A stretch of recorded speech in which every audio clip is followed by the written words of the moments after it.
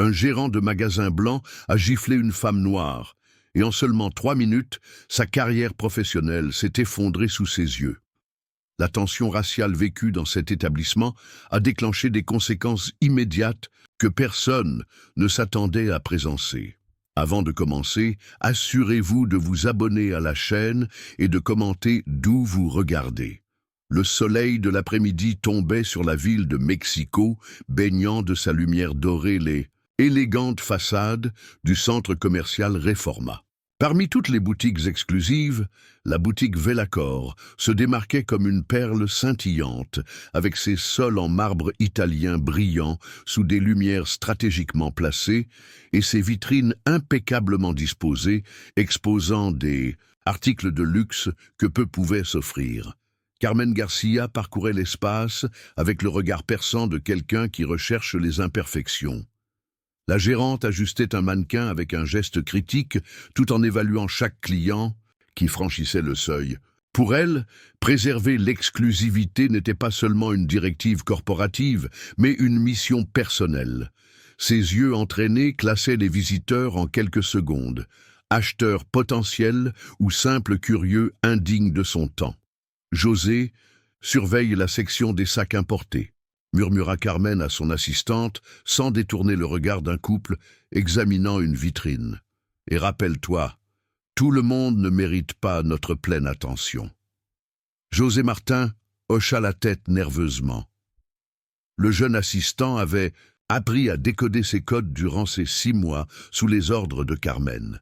Il savait exactement ce que signifiait pleine attention et qui en était jugé digne.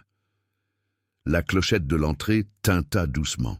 Maria Lopez franchit le seuil avec la naturelle de quelqu'un habitué à occuper des espaces prestigieux.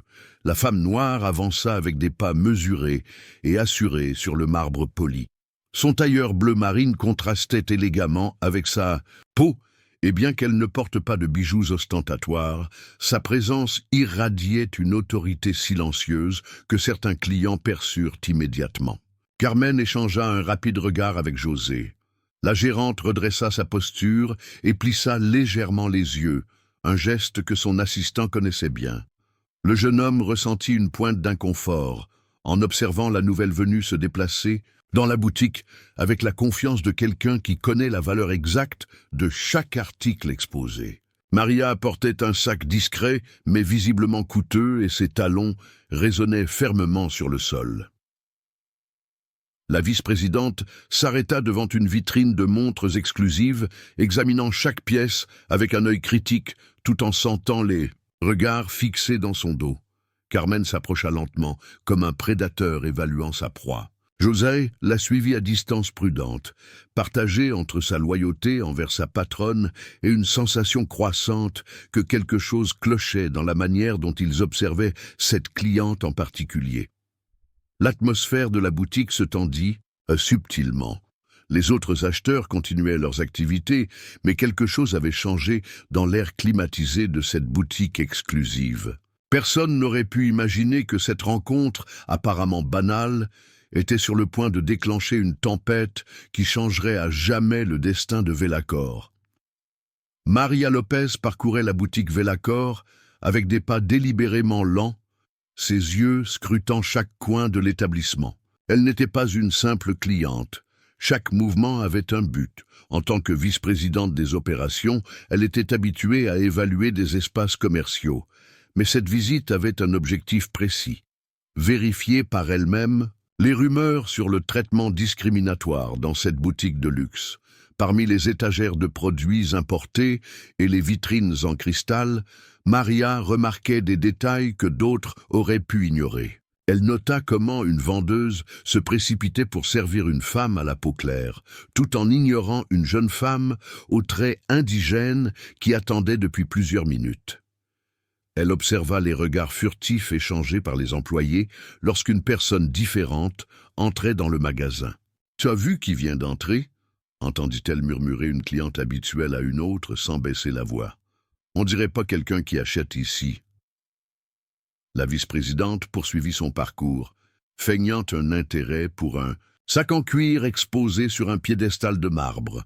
Ses doigts caressèrent le matériau tout en réfléchissant au nombre de personnes qui avaient été jugées avant même d'avoir la chance de prouver leur pouvoir d'achat. Un groupe d'employés, dont José Martin, observait depuis le comptoir principal. Le jeune assistant semblait mal à l'aise, alternant son regard entre Maria et sa supérieure, comme s'il anticipait ce qui allait suivre. Carmen Garcia émergea du bureau arrière avec la posture altière de quelqu'un qui se sent maître des lieux. La gérante balaya la boutique du regard jusqu'à ce que ses yeux se posent sur Maria. Son expression changea subtilement, se durcissant tandis qu'elle s'approchait d'un pas décidé. « Cherchez-vous quelque chose en particulier, madame ?» demanda Carmen, avec un sourire qui n'atteignait pas ses yeux. Son ton portait ce mélange particulier de condescendance et de suspicion que Maria avait trop souvent expérimenté dans sa vie.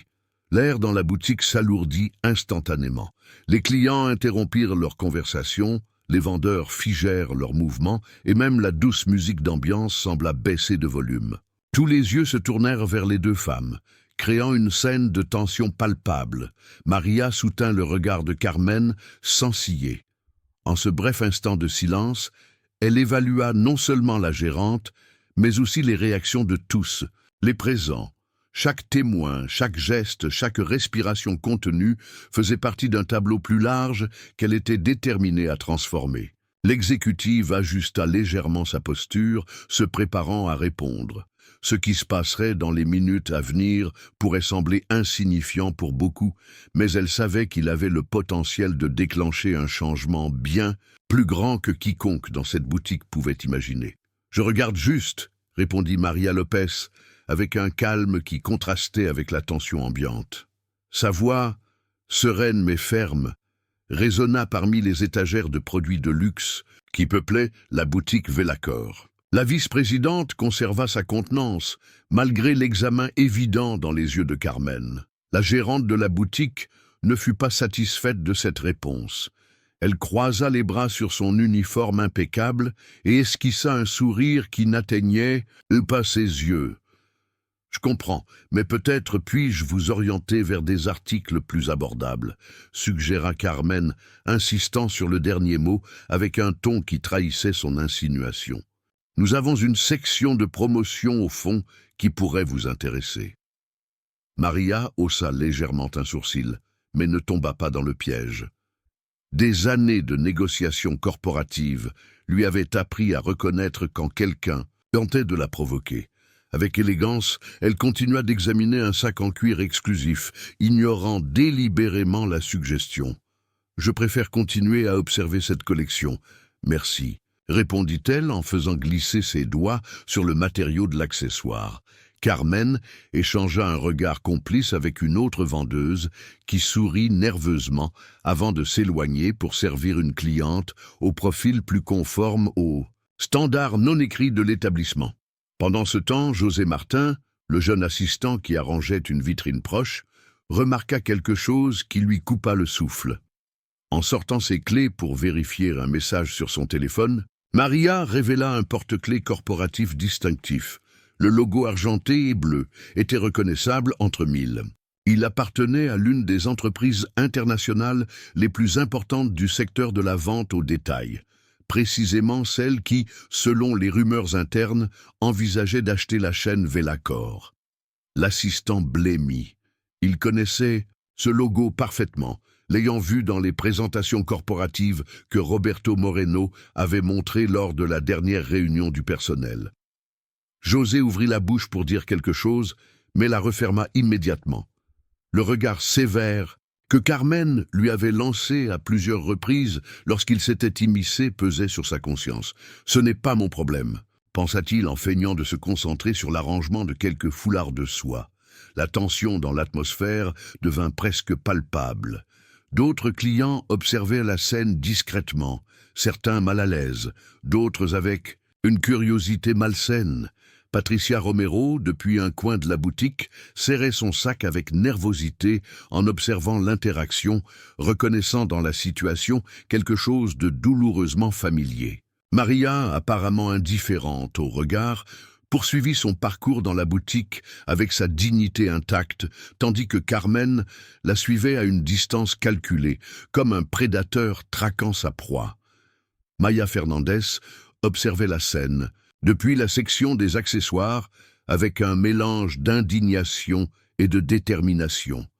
L'étudiante universitaire était entrée dans Vellacor à la recherche d'inspiration pour un article sur les tendances de la mode, mais ce qu'elle voyait était matière à quelque chose de bien plus important. Sans réfléchir deux fois, elle sortit son smartphone de la poche de sa veste. « Ça ne peut plus continuer », murmura-t-elle en activant la caméra. Ses doigts tremblaient légèrement, mais sa conviction était inébranlable. Ce n'était pas la première fois que Maya remarquait un traitement différencié dans la boutique. Quelques semaines plus tôt, elle avait observé Carmen escorter discrètement un groupe de touristes autochtones vers la sortie, prétendant qu'ils fermaient tôt. Cette fois-là,